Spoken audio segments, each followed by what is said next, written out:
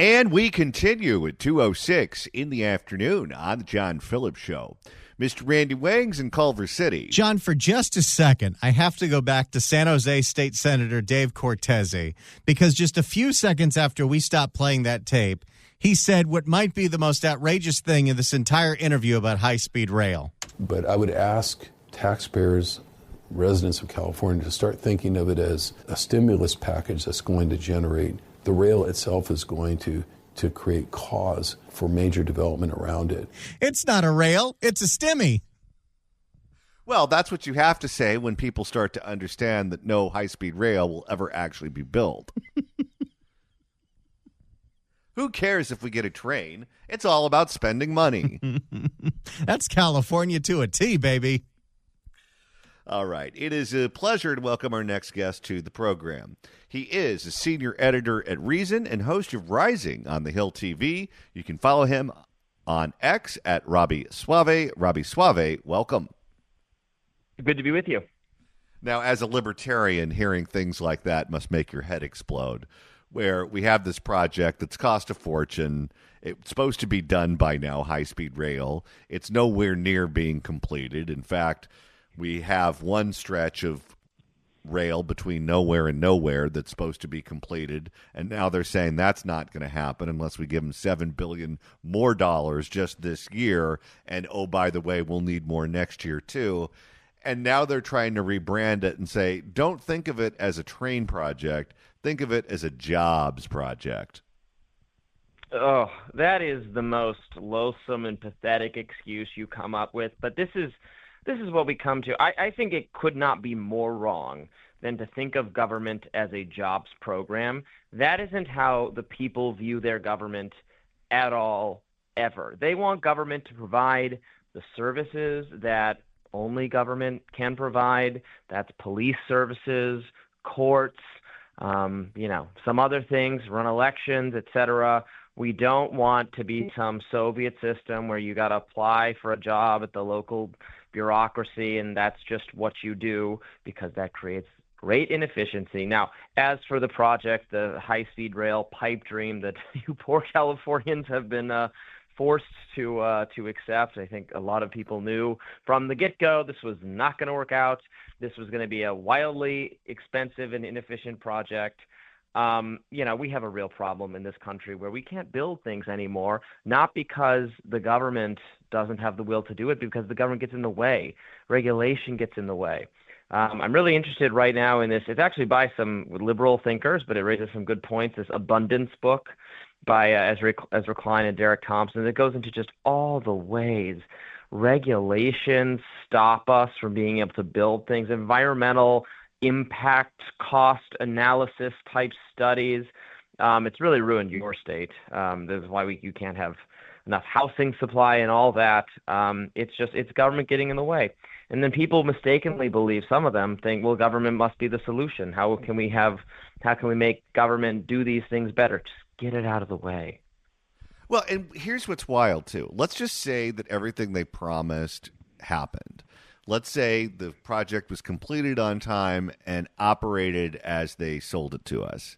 So you can go from L.A. to San Francisco in a little, I think it's 3 hours, two to 3 hours, somewhere in there. And it costs around $200-300 for a ticket. Okay, fine. That is nowhere as efficient as Southwest Airlines, where you can get on a plane in Palm Springs, in Long Beach, in Burbank, in Orange County, L.A., Santa Barbara, San Diego, wherever, Ontario, close to your house in a regional airport, buy a ticket that you can probably get for under $100 and be at SFO in less than an hour. There's nothing they could do that could beat that, either in terms of time or in terms of cost. So what's the point of even having it in the first place? Yeah, the trains, it makes sense for, I'm in D.C., where you happen to have this corridor where there is a number of large cities that are all relatively close to each other, D.C., Baltimore, Philadelphia, New York, Boston. Don't quote me. I didn't look on a map exactly, but I think that's about the distance between LA and San Francisco, but we've got a number of cities there where you can make economic sense. Now, it's still pretty expensive, frankly, and some people prefer to fly, but it makes some reasonable amount of sense. That's just not going to be the case for everywhere else in the country. But liberals love to think trains are the solution for some reason. I spoke with a friend of mine who's a former Republican member of Congress. I guess you could call him a never-Trumper now. He's not a big fan of Donald Trump's. I don't think he voted for him either time. Certainly not someone who you would regard as being enthusiastic. This individual was a big free trader when he was in Congress. That was one of his passions, one of the subjects that he spent a lot of time on. And I figured I would get this screed out of his mouth when I asked him about what Trump is doing in terms of tariffs, because tariffs are the antithesis of what I know this guy believes in. And what was surprising to me is that he was shockingly optimistic about where we were headed. He essentially said where he thinks we're going to end up if this works out, and he thinks it just might, is we're going to end up with some kind of rules-based free trade where we end up with similar tariffs, so there's not one rate going one way and another rate going another way, and we do something about the theft of intellectual property. We do something about currency manipulation. We do something about opening up foreign courts, particularly in China, to American companies, where if they think something illegal is going on, they have legal standing and they can bring a case before those courts. Are you as optimistic as my friend in terms of where we're headed? I think that would all be great if that happens. I'm in support of what you just articulated. I don't know how optimistic I'm supposed to be. I think, yes, the smart sell for the tariff plan was always, we are going to use this as a diplomatic tool to bring down tariffs everywhere. That made a certain amount of sense. The other argument that some members of the administration advanced, like Peter Navarro, was that no, we're going to do tariffs, so we're going to rebuild manufacturing here in America. That never made any sense, frankly. It was just like laughable that we would have the tariffs in place that long and just wreck the economy enough to make it more cost effective to build things here was just a really, really bad idea. Now, thankfully, that was not actually the reason a lot of the people in the Trump administration wanted them. They just wanted to use it as a tool to lower barriers to trade everywhere. I keep being told, I keep hearing that it's difficult to negotiate trade deals. It takes time. It's complicated. I frankly don't understand why it's so complicated. Here's our trade proposal. We will have free trade, no barriers to trade. That's all it has to be. I don't want managed trade. I don't want it, this much for this firm, this much for that firm. I don't want the government picking winners and losers. Keep it simple. Just have free trade. Now, with China specifically, there are national security concerns. You're right that there's the theft of intellectual property, currency manipulation, some other things. So maybe you have a different policy just for China, and that is really a different argument. But otherwise, am I optimistic? I don't know. I'm glad that they got rolled back, and I think this idea again that some people had that it was really about building factories here again in America. I think it's clear that's not what this is going to be about. So I'm glad that idea was sort of defeated. What do you make of the national security argument? Because one of the things that we learned during COVID is that when you're reliant on other countries, particularly hostile nations, for things like medicine or therapeutics or gloves or masks or whatever, when everyone needs them all at the same time and you don't manufacture those items anymore, you're totally at the mercy of a hostile nation. One of the reasons that we won World War II was because we could build more tanks, we could build more planes, we could build more bombs than everyone else. And because we had more weapons at our disposal, we were able to win the war. Now that's not true. We buy a lot of our drones, or at least the components of those drones and planes, from other countries. And if suddenly they decide they're going to stop selling to us, then we don't have access to those very needed items. What do you make of that national security argument for bringing at least some of the manufacturing back home? Well, see, I think that's an argument for not being reliant on adversarial powers for that stuff, it does not necessarily follow that means we have to produce it at home. There's 250 countries in the world. I don't want to, if we can't rely on China for this stuff, that's a fine argument. If we can't rely on countries that are adjacent to China and we worry could be disrupted by China in the event of some crisis or confrontation, sure. But that's okay. Build it in Morocco. Build it. It's a big globe. We should be able to find countries all over the globe that want to share in the American dream and build things for us, manufacture things for us, and that helps their economies grow, helps them develop, and is good for us. That is the way to do it. Or now, look, if it can truly be made cost effective I'm not against it on principle. If it's effective, if it can be made cost effective to build things here at home, but that requires not tariffs, not subsidies, not government direction. That requires the relaxing of restrictions on how you build things and environmental impact, and some labor regulations got to go away, which no one on the Democratic side, and then even some on the Republican side who are now more involved. Labor has more say over what Republicans do. They're not going to like any of that. So it can be done. It's just going to be politically, you're going to be up against some really difficult regulatory headwinds. But I'm for getting rid of all that because I'm a free market libertarian. So fine.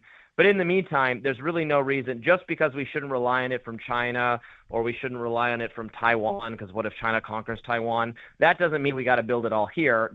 We can find other places to build it. We're speaking with Robby Soave, who you can follow on X at Robby Soave. Robby, a number of Democratic members of Congress have gone down to El Salvador to try to meet with the illegal alien who had lived in Maryland, who was deported by the Trump administration. We have certainly learned a lot about this gentleman's story over the last several weeks, where we found out that he was essentially accused of wife beating by his wife on multiple occasions. We found out that he was accused of human trafficking by local police. He was driving the car of someone who was a convicted human trafficker, and a whole host of other problems. What do you make of the Democrats going down to El Salvador to try to make this guy some kind of hero and try to go after Donald Trump for deporting him? Yeah, I think it was a big mistake to put this guy on a pedestal or try to make it a morality play about how, wonderful he is. It reminds me of some of the BLM movements to go, oh, what a good, person this is. And then you find out, okay, well, they were seriously accused of things, and we litigate all that. So I think that's a mistake. I love how the media portrayed him as, oh, just wonderful father. That's like he didn't have these actual demonstrated, proven gang associations. All that said, while I agree certainly with the Trump administration's goal of removing illegal immigrant gang members from this country, it should comport with with judicial processes. It's the case that this guy should be deported, can be deported, but the judge said don't deport him to El Salvador, and they admitted that was a mistake. So I don't love that they're just gonna. It seems like the Trump administration, despite very clear indication from the Supreme Court that this guy should not remain in that El Salvador prison, they're not going to do anything about it. I don't know. I don't see why they wouldn't just bring him back and then deport him elsewhere, which they could absolutely do, and that would be fine. But yes, is it a good strategy for the Democrats to be all making a pilgrimage down there? Probably not. Well, and it also, I guess, runs counter to the argument that they were making, because they denied that he was a member of a gang, which at this point I think we now all know he's a member of MS-13 specifically. And the argument that he made in front of the judge as to why he couldn't go back was, well, a gang will kill me, a gang will target me, and a gang will kill me. And you ask yourself, okay, well, what types of people do gang members target? Oh, yeah, rival gangs. And you claim you're not a member of a gang. Okay, but you can't go back there because a rival gang will come after you. And you say to yourself, okay, he's just playing the system to try to find a sympathetic activist judge who will essentially buy into any argument that makes no sense at all to keep him in the country. And that's what they're trying to do to gum up the deportation process. I agree with everything you just said. I absolutely think that's what they're doing. I think that is the case. I buy the government's evidence that he was a member of a gang, and I think he should not be in the country on that basis. But the government did admit that the judge's order was to not, send him to El Salvador. And I don't love the argument that the administration has made that, well, he's no longer in the country, so there's nothing we can do about it. Because that argument could apply. What if they accidentally deported an American citizen? And I would want them to try to get that person back. But would they say, well, they're not in America anymore, so it's not really our problem. Then you would have found a tremendous loophole to our Constitution if you can just move people outside the physical bounds of the country and then say, oh, oopsies, they don't have those protections anymore. So that's my discomfort, because I am a big free speech, due process libertarian, and I don't trust the government. It's not particularly this government, it's any government. And, while I absolutely want them to do more to get rid of violent gang-associated illegal immigrants, there has to be a process for it. Now, this guy did get due process. That is the argument. They're like, oh, he needs his due process. He got plenty of process. He went through a process, and at the end of the process, they said he can be deported, just not to El Salvador. So that was the mistake, not that he didn't get justice or something like that. The process was done, and that's good, because we do need to make sure we're getting rid of people in a legal way and people who should be removed from the country. So I'd like to hear a little less complaining from my conservative friends about that process, because it is important, and we can't just trust the government to get it right every time. Politically speaking, what do you think about the Democrats getting in bed with this guy? And do you think that this is going to become just something that's common, where they just adopt everyone as the hero who gets deported regardless of what the story is? Well, I mean, it was the same, like I was saying with BLM, it was the same thing with, George Floyd, where it's like a sainthood or something. I'm like, no, okay, do I think the government massively screwed up? And, not the government, or even just that specific officer, caused him to die and screwed that up? Yes. Does it really matter about his moral character and painting murals of him everywhere? No. It shouldn't rest on the moral goodness of the person in question. And that seems to be what the Democrats are doing here, making this weird pilgrimage. I don't think that's going to be popular, but I don't think the Democrats have any idea what they're doing in this moment of time at all. They have no strategy. They have still not figured out how to correctly or successfully oppose Trump. Their leadership is a mess. Their own vice chair of the DNC, David Hogg, wants to primary Democrats.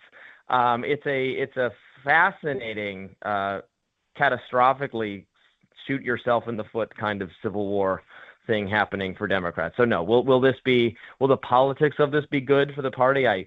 I can't imagine so. Although I did see some polling suggesting that even though Trump has been way ahead always on immigration, that's his number one issue, it's come down a little bit, and I think that might have to have something to do with them giving the appearance that they might not always be listening to court orders, and I think it would behoove them not to appear to be doing that.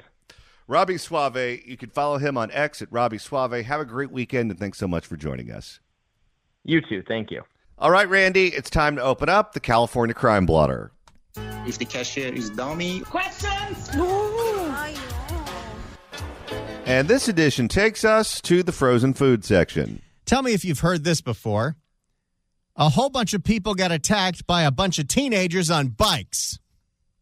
That seems to be a common occurrence. A bunch of teens on bikes decided to take over a Ralph's near USC, which is one of the few major universities in a bad neighborhood, and terrorize some of the customers. You're there examining produce, and all of a sudden you get hit on the head. That's why the slogan for USC is Fight On. For more, here is a report from KTLA. A disturbing attack and robbery over the weekend. Dozens of teenagers on bikes swarm a grocery store, grabbing everything in sight. They then target a couple on the way out. It happened near the USC campus. And tonight, one of the victims is speaking out about the terrifying experience. KTLA's Sandra Mitchell is live in University Park with more on the latest. We've discussed this before, but I'm going to say it again. University Park is a beautiful, gorgeous neighborhood in Dallas. University Park in Los Angeles is a hellhole. It's a very expensive one, though, if you're educated there. KTLA's Sandra Mitchell is live in University Park with more on the latest case of mayhem believed to be linked to other similar robberies across the city. Sandy. Cher, there were about... What is it about bicycles that makes teenagers that much more aholic? I don't know. It's like they suddenly think they're the Hells Angels. Cher, there were about 30 to 40 teenagers involved in this incident. They actually swarmed that. So that's 60 to 70 parents that don't give a crap what their kids are doing on a Saturday. Nope. Cher, there were about 30 to 40 teenagers involved in this incident. They actually swarmed that Ralph store just behind us. They were grabbing alcohol on their way out. Oh, that's what this is about. This had to be organized online. Oh, of course. It was scary. It was violent. And tonight we have the crazy video. Just go. Go. Terrifying moments for a couple trapped in their cars, surrounded by rowdy teenagers throwing rocks, taunting them. What the hell? And particularly if the last DA was still there. Well, they're just kids. No, they're not. They're little monsters.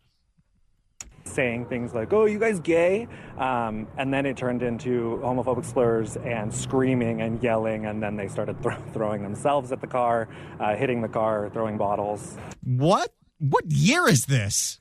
Yeah, can you imagine what the Yelp reviews must look like for that Ralph's? It happened Saturday at the Ralph store on Vermont and Adams near USC. That's not a good part of town. No, it's not. It happened Saturday at the... Pretty much everything on Adams is the bad part of town. This station used to be near that. Oh, yes. And that's why we had a great big gate all around the perimeter. It happened Saturday at the Ralph store on Vermont and Adams near USC. A swarm of teenagers on bikes rushed the store.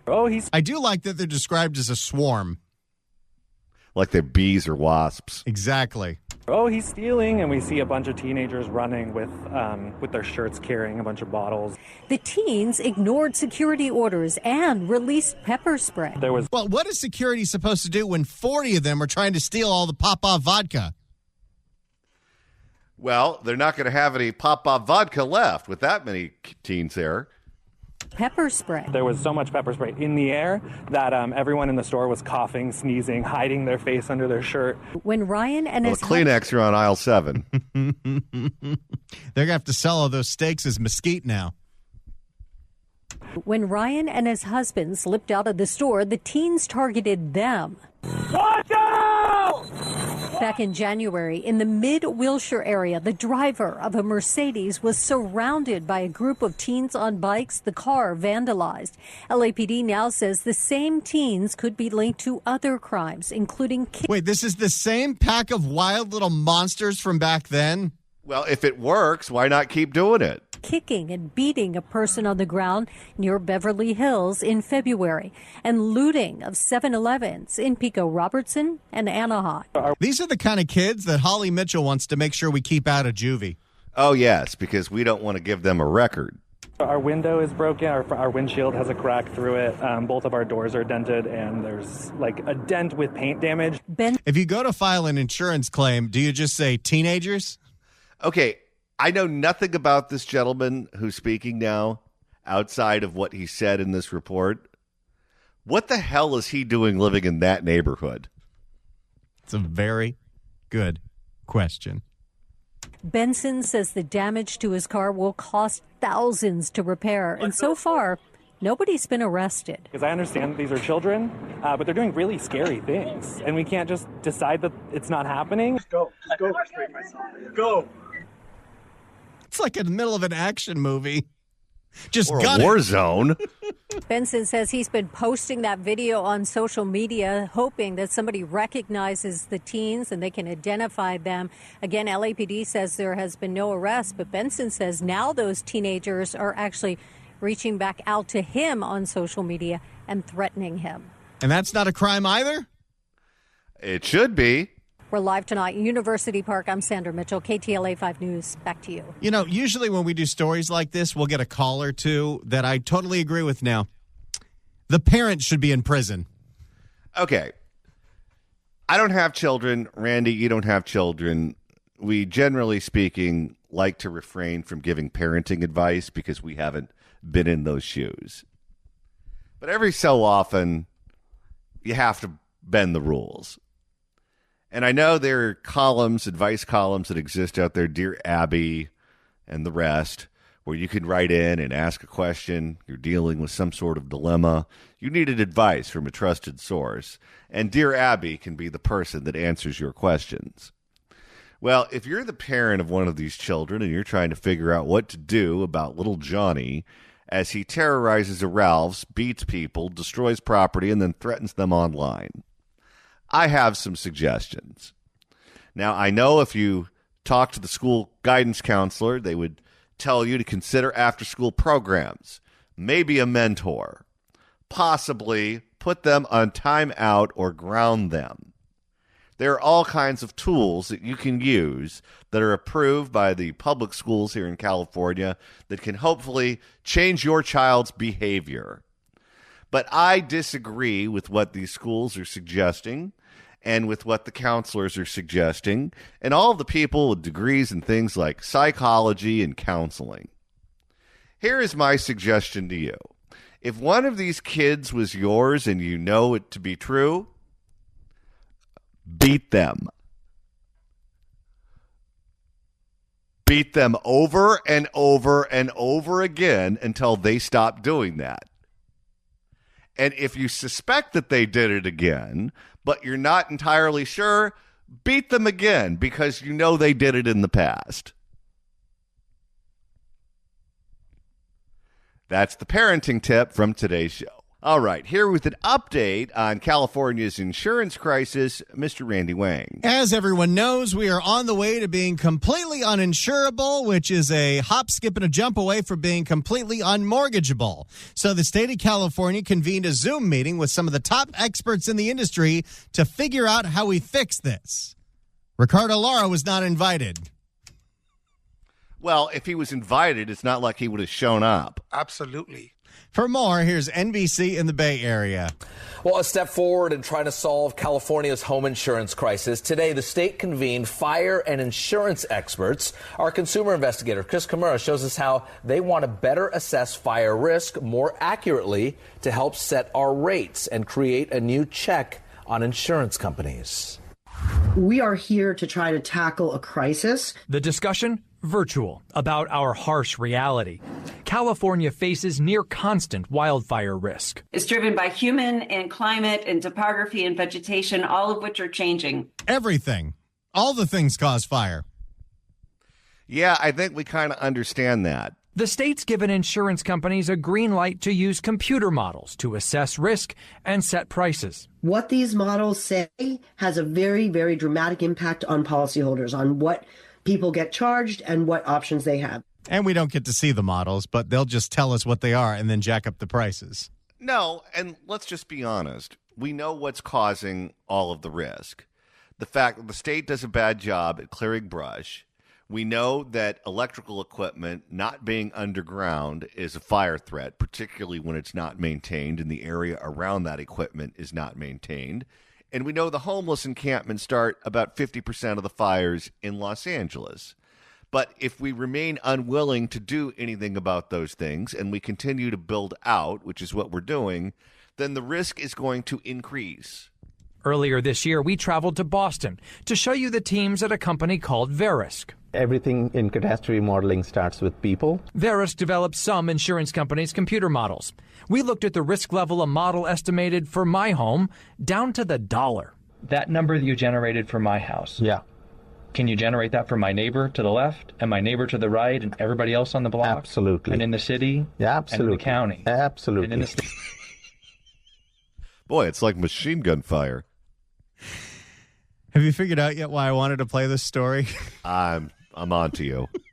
Can you generate that for my neighbor to the left and my neighbor to the right and everybody else on the block? Absolutely. And in the city? Yeah, absolutely. And in the county? Absolutely. And in the state? Absolutely. And in the entire country. How many was that? Like 4 or 5? See if we can count it. Can you generate that for my neighbor to the left and my neighbor to the right and everybody else on the block? Absolutely. And in the city? Absolutely. And in the county? Absolutely. And in the state? Absolutely. And then the entire country. But that was 4. It's a new record. How many did we get out of Shang at her peak? Absolutely. Absolutely. We never got more than 2 out of Shangy.